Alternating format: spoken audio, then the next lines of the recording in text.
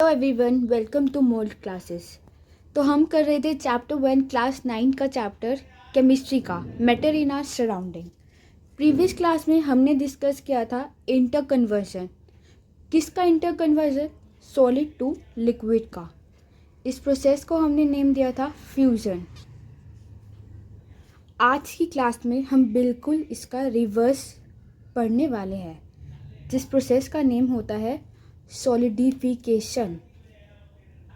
But आज की class start करने से पहले हम करेंगे क्विक रिवीजन प्रीवियस क्लास का, सो डैट आप उससे आज की क्लास को रिलेट कर सकें।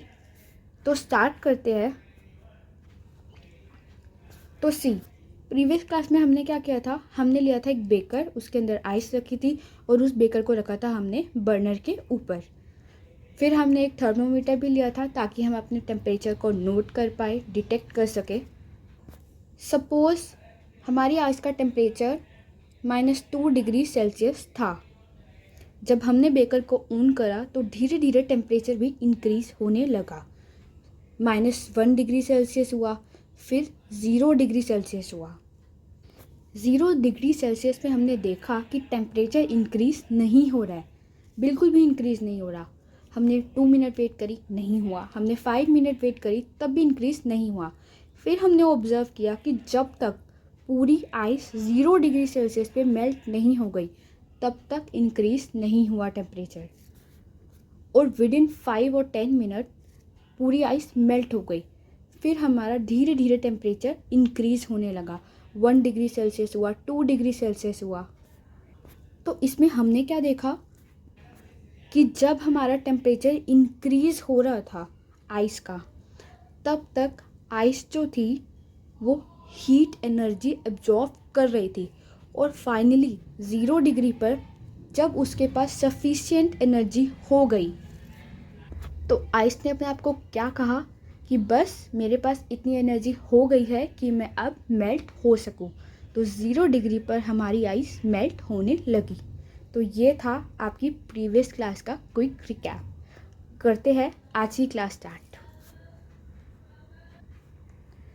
तो आज की क्लास में हम बिल्कुल इसके रिवर्स पढ़ने वाले हैं। प्रीवियस क्लास में हमने देखा था कि हमने टेम्परेचर को इंक्रीज़ किया था, तो आज की क्लास में हम टेम्परेचर को डिक्रीज़ करने वाले हैं। और कैसे करने वाले हैं? जब हम वाटर को, जो कि लिक्विड फॉर्म में है, उसको रेफ्रिजरेटर में रखेंगे, मीन्स आपके फ्रीजर में जब रखेंगे तो उसका टेम्परेचर कम हो जाएगा। और जैसे ही उसका टेम्परेचर कम होगा, सपोज़ हमने 5 डिग्री सेल्सियस हमारा पानी का टेम्परेचर था जब हमने रेफ्रिजरेटर में नहीं रखा था। जब हमने रेफ्रिजरेटर में रखा तो हमारा टेम्परेचर कम होने लगा। 5 से 4 हुआ, 3 हुआ, 2 हुआ, 1 हुआ और 0 हुआ। फाइनली जब 0 डिग्री सेल्सियस हुआ तो हमारी प्रॉपरली जो वाटर है वो आइस में कन्वर्ट हो चुका था। हमने देखा जब हम सॉलिड टू लिक्विड गए थे तो हमने इसका अपोजिट देखा था कि जब हमने बर्नर को ऑन किया था तो हमारा टेम्परेचर इंक्रीज़ हुआ था।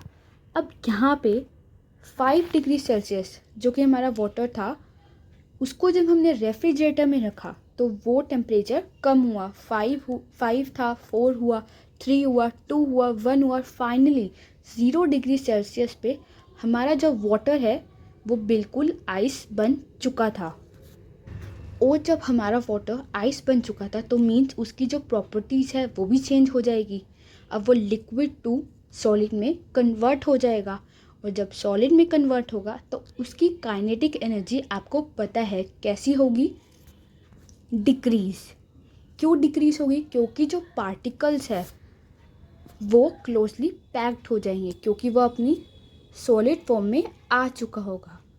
और जब काइनेटिक एनर्जी कम होगी तो फोर्स ऑफ अट्रैक्शन कैसा होगा? ज़्यादा। क्यों? क्योंकि पार्टिकल्स क्लोजली पैक्ड होंगे तो इनमें जो फोर्स ऑफ अट्रैक्शन है वो ज़्यादा होगा। तो आई होप आपको ये प्रोसेस समझ आ गई होगी। So that's it for today. अगर आपको वीडियो अच्छी लगी हो तो लाइक करिए, शेयर करिए अपने फ्रेंड्स के साथ और चैनल को सब्सक्राइब करिए। Thanks for watching.